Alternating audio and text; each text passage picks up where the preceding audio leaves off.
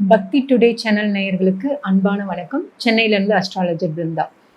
நம்ம இப்போ பார்க்க போகிறது அக்டோபர் மாதத்திற்கான ராசி பலன்கள். ஸோ இந்த 12 ராசிக்கும் அக்டோபர் மாதம் எப்படி இருக்குன்னு நம்ம பார்க்க போகிறோம். முதல்ல மேச ராசி. இந்த மாதம் கிரக நிலவரங்கள் பார்த்தீங்கன்னா, ராசிக்கு 3ஆம் இடத்துல குரு இருக்காரு, 5ஆம் இடத்துல கேது, 6ஆம் இடத்துல சூரியன் இருக்காரு. சுக்கிரன் 10ஆம் தேதி 6ஆம் இடத்துக்கு பயிற்சி ஆகிறாரு. 7ல் புதனும் செவ்வாயும் இருக்காங்க. அதுக்கப்புறம் 11ல் ராகு, 12ல் சனி. ஓகே, ஸோ இந்த மாதம் எப்படி இருக்க போகுது அப்படின்னு நீங்கள் பார்த்தீங்கன்னா, சுக்கிரன் பார்த்தீங்கன்னா 5ஆம் இடத்துலேருந்து நீச்சத்தை நோக்கி, அதாவது நீச்சம் ஆகிறாரு, கன்னியில் போயிட்டு அது ஒரு விஷயம் நடக்குது. அதுக்கப்புறமேட்டு பார்த்தீங்கன்னா அக்டோபர் 18 சூரியன் துலாமில் போய் நீசமாகிறாரு. இது ஒன்றும் பிரச்சனை இல்லை, ஏன்னா பரிவர்த்தனைகளில் தான் இருக்கிறனால பெரிய மைனஸ் வராது. 3ஆம் இடத்துல இருக்கிற குரு பார்த்தீங்கன்னா அதிச்சாரத்தில் 18ஆம் தேதி பயிற்சி ஆகிறாரு கடகராசிக்கு. இந்த மாதம் பலன் எப்படி இருக்கும் அப்படின்னு பார்த்தீங்கன்னா, முக்கியமாக மேசராசி நேயர்கள் குடும்பம் அப்படிங்கிற ஒரு விஷயத்துல விட்டு கொடுத்து பொறுமையாக கட்டாயம் போயே ஆகணும். ஏன்னா 7ஆம் இடத்துல செவ்வாய், புதன், 18க்கு அப்புறம் சூரியன் அங்கே போகிறாரு, சரிங்களா? அதனால கொஞ்சம் கோபம், டென்ஷன் இதையெல்லாம் குறைச்சிக்கிறது நல்லது. ஸோ 3ஆம் இடத்துல இருந்த குரு இப்போ 4ஆம் இடத்துக்கு போகிறாரு. ஸோ 4ஆம் இடத்துக்கு குரு போகிறது பார்த்தீங்கன்னா, படிக்கிறவங்க கொஞ்சம் படிப்பில் கொஞ்சம் எக்ஸ்ட்ரா கவனம் கொடுக்கணும். அதே மாதிரி ஹெல்த் விஷயம், வீடு, வண்டி, வாகனம் இந்த மாதிரி விஷயங்கள்லையுமே நம்ம கொஞ்சம் அவேர்னஸாக இருந்துக்கிறது நல்லது, குரு 4ஆம் இடத்துக்கு போகிறது. பட் குரு 4ஆம் இடத்துக்கு போனாலும் அவரோட பார்வை பார்த்தீங்கன்னா உங்கள் ராசிக்கு 8ஆம் இடம், 10ஆம் இடம், 12ஆம் இடங்களுக்கு கிடைக்குது. ஸோ அப்போ தொழிலில் கொஞ்சம் நம்மளுக்கு சிறப்பான நிலை கிடைக்கும். 8ஆம் இடத்துல பார்க்கும்போது என்ன ஆகும்னா, அந்த இன்சூரன்ஸ் இதெல்லாம் எதுக்காவது ரொம்ப நாள் கிடைக்காம டிலே ஆகிறது, அந்த மாதிரி விஷயங்கள், ஏதாவது ஃபண்டு நம்மளுக்கு கிடைக்காம இருக்கிறது, இதெல்லாமே இந்த குரு பார்வை வரும்போது நம்மளுக்கு அது சிறப்பாக தடை இல்லாமல் கிடைச்சிடும். அதே மாதிரி 10ஆம் இடத்துல பார்க்குறனால தொழிலில் ஓரளவுக்கு நம்மளுக்கு முன்னேற்றம் சிறப்பாக இருக்கும். ஸோ 12ஆம் இடம் ஆல்ரெடி நம்மளுக்கு 12ல் விரய சனி போயிட்டுருக்கு, அதனால நிறைய பிரச்சனைகளையும் நம்ம ஃபேஸ் பண்ணிட்டு இருக்கோம். இப்போ இந்த குரு பார்வை பார்க்கும்போது அப்பாடா அப்படின்னு ஒரு ரிலாக்ஸ் பண்ணிக்கலாம். ஸோ 11ல் ராகு இருக்கிறது ரொம்ப சிறப்பு. ஓரளவுக்கு நம்மளுக்கு பேலன்ஸ் பண்ணி கொடுத்துட்டு இருக்கிறாரு. மேக்சிமம் பார்த்தீங்கன்னா ஒரு ஆதரவான விஷயம் பார்த்தீங்கன்னா 11th ஹவுஸில் ராகு இருக்கிறது ஒரு மேஷ ராசிக்கு ஒரு சப்போர்ட்டான விஷயம். மற்றபடி கிரக நிலவரங்கள் பார்த்தீங்கன்னா கொஞ்சம் நம்மளுக்கு இந்த மாதம் சுமாரான அமைப்பில் இருக்குது. பட் குருவோட பார்வை கிடைக்கிற இடங்கள் கொஞ்சம் சிறப்படையுது. 5ஆம் இடத்துல கேது இருக்குது. ஸோ கண்டிப்பாக 5ஆம் இடத்துல கேது இருக்கிறனால நீங்கள் நிச்சயமாக குலதெய்வ வழிபாடு, விநாயகருக்கு ஒரு அருகம்புல் மாலை போட்டு நல்லெண்ணெய் தீபம் போட்டுட்டு வாங்க. நிச்சயமாக ஒரு நல்ல சேஞ்சஸ் இருக்கும், ஓகேங்களா? பொதுவாகவே நம்மளுக்கு இந்த ராகு, கேது, சனியோட இந்த சஞ்சாரம்லாம் கொஞ்சம் நெகட்டிவாக இருக்கிற டைமில் நம்ம சரியான வழிபாடு, குலதெய்வ வழிபாடு, அந்தந்த கிரகங்களுக்கான வழிபாடு, இதை நம்ம பண்ணும்போது அந்த வழிபாட்டோட சக்தி அதிகமாக கிடைக்கும், சரிங்களா? ஸோ இந்த மாதிரி பீரியட் நம்ம தெய்வ அனுகூலம் ரொம்ப நல்லா கிடைக்கும். நம்ம வெறும் அந்த நெகட்டிவை மட்டும் நினச்சிட்டு கவலைப்பட்டுட்டே இருக்கக்கூடாது. ஸோ அதை எப்படி பாசிட்டிவாக மாற்றுறது அப்படிங்கிற மெத்தடில் நம்ம கொண்டு போயிட்டோம்னா எல்லாமே சிறப்பாக இருக்கும். ராசிக்கு 6ஆம் இடத்துல சூரியன் இருக்கிறது ரொம்ப சிறப்பு தான், ஸ்தான பலம் தான். ஸோ எந்த விஷயம், கவர்மெண்ட் சம்மந்தப்பட்ட விஷயங்கள், சரிங்களா? கவர்மெண்ட் சம்மந்தப்பட்ட விஷயம், அரசாங்கம், அதுக்கப்புறம் தந்தை வழி எடுக்கிற முயற்சி, இது எல்லாமே ஓரளவுக்கு நம்மளுக்கு சிறப்பாக இருக்கும். சுக்கிரன் நீச்சமாக இருந்தாலும் புதனோட பரிவர்த்தனை யோகத்தில் தான் இருக்காரு. பரிவர்த்தனை யோகத்தில் இருக்கும்போது அவங்கவுங்க அந்த வீட்டில் ஆட்சியாக இருக்கிற மாதிரி தான் அமைப்பு.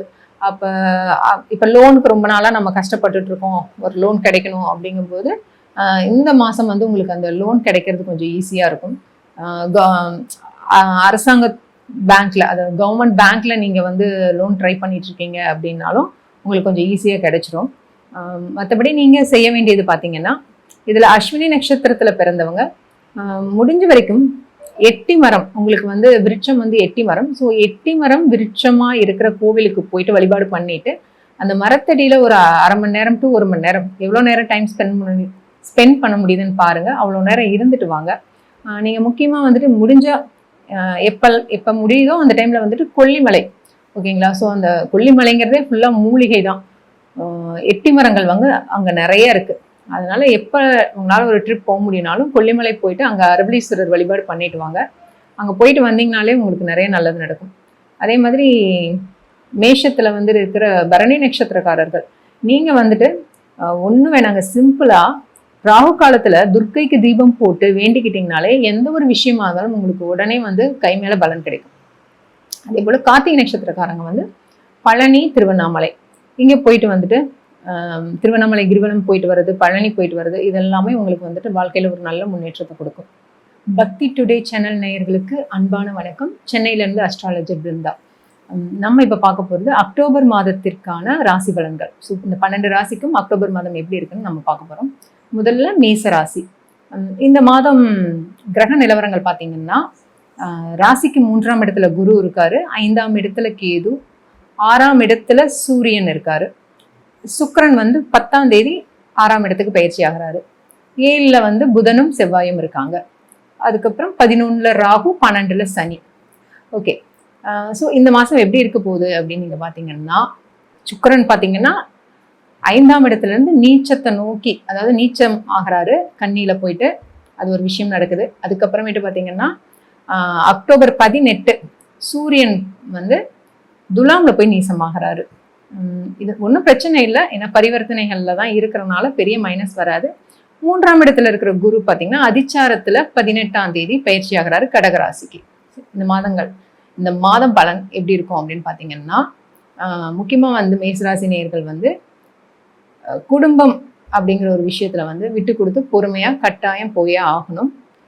ஏன்னா 7ஆம் இடத்துல செவ்வாய், புதன், 18க்கு அப்புறம் சூரியன் அங்கே போகிறாரு, சரிங்களா? அதனால கொஞ்சம் கோபம், டென்ஷன் இதையெல்லாம் குறைச்சிக்கிறது நல்லது. ஸோ 3ஆம் இடத்துல இருந்த குரு இப்போ 4ஆம் இடத்துக்கு போகிறாரு. ஸோ 4ஆம் இடத்துக்கு குரு போகிறது பார்த்தீங்கன்னா படிக்கிறவங்க கொஞ்சம் படிப்பில் கொஞ்சம் எக்ஸ்ட்ரா கவனம் கொடுக்கணும். அதே மாதிரி ஹெல்த் விஷயம், வீடு, வண்டி, வாகனம் இந்த மாதிரி விஷயங்கள்லையுமே நம்ம கொஞ்சம் அவேர்னஸாக இருந்துக்கிறது நல்லது குரு 4ஆம் இடத்துக்கு போகிறது. பட் குரு 4ஆம் இடத்துக்கு போனாலும் அவரோட பார்வை பார்த்தீங்கன்னா உங்கள் ராசிக்கு 8ஆம் இடம், 10ஆம் இடம், 12ஆம் இடங்களுக்கு கிடைக்குது.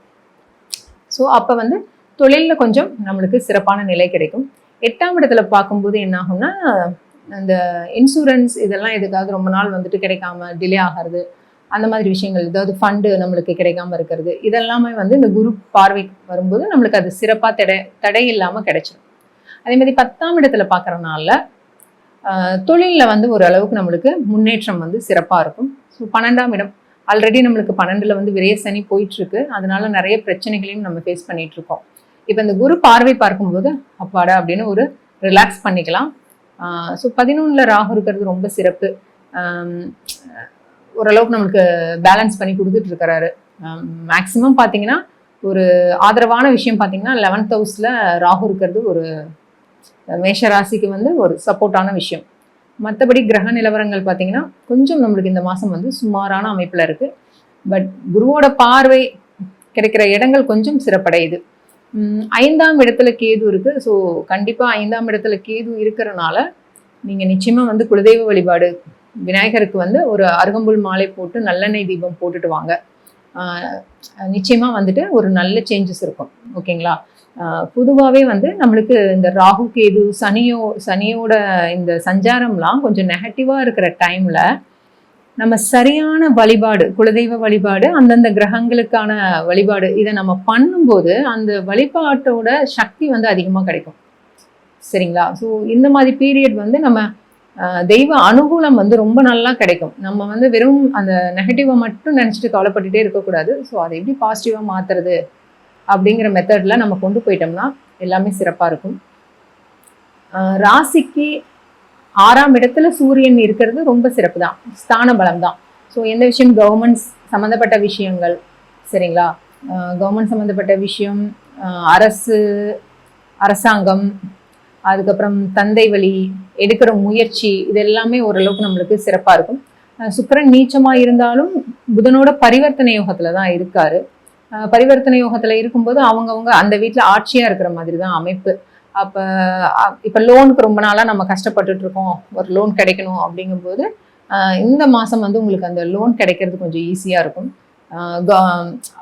அரசாங்க பேங்க்ல, அதாவது கவர்மெண்ட் பேங்க்ல நீங்க வந்து லோன் ட்ரை பண்ணிட்டு இருக்கீங்க அப்படின்னாலும் உங்களுக்கு கொஞ்சம் ஈஸியாக கிடைச்சிடும். மற்றபடி நீங்க செய்ய வேண்டியது பார்த்தீங்கன்னா, இதுல அஸ்வினி நட்சத்திரத்துல பிறந்தவங்க முடிஞ்ச வரைக்கும் எட்டி மரம், உங்களுக்கு வந்து விருட்சம் வந்து எட்டி மரம், ஸோ எட்டி மரம் விருட்சமா இருக்கிற கோவிலுக்கு போயிட்டு வழிபாடு பண்ணிட்டு அந்த மரத்தடியில ஒரு 1/2 மணி நேரம் டு 1 மணி நேரம், எவ்வளோ நேரம் டைம் ஸ்பெண்ட் பண்ண முடியுதுன்னு பாருங்க. அவ்வளோ நேரம் இருந்துட்டு வாங்க. நீங்க முக்கியமா வந்துட்டு முடிஞ்சா எப்ப முடியுதோ அந்த டைம்ல வந்துட்டு கொல்லிமலை, ஓகேங்களா? ஸோ அந்த கொல்லிமலைங்கிறதே ஃபுல்லா மூலிகை தான். எட்டி மரங்கள் வந்து அங்க நிறைய இருக்கு. அதனால எப்ப உங்களால ஒரு ட்ரிப் போக முடியும்னாலும் கொல்லிமலை போயிட்டு அங்க அரபலீஸ்வரர் வழிபாடு பண்ணிட்டு வாங்க. அங்க போயிட்டு வந்தீங்கனாலே உங்களுக்கு நிறைய நல்லது நடக்கும். அதே மாதிரி மேஷத்துல வந்து இருக்கிற பரணி நட்சத்திரக்காரர்கள், நீங்க வந்துட்டு ஒண்ணு வேணாங்க, சிம்பிளா ராகு காலத்துல துர்க்கைக்கு தீபம் போட்டு வேண்டிக்கிட்டீங்கனாலே எந்த ஒரு விஷயமா இருந்தாலும் உங்களுக்கு உடனே வந்து கை மேல பலன் கிடைக்கும். அதே போல கார்த்திகை நட்சத்திரக்காரங்க வந்து பழனி, திருவண்ணாமலை இங்க போயிட்டு வந்துட்டு திருவண்ணாமலை கிரிவலம் போயிட்டு வர்றது, பழனி போயிட்டு வர்றது, இதெல்லாமே உங்களுக்கு வந்துட்டு வாழ்க்கையில ஒரு நல்ல முன்னேற்றத்தை கொடுக்கும்.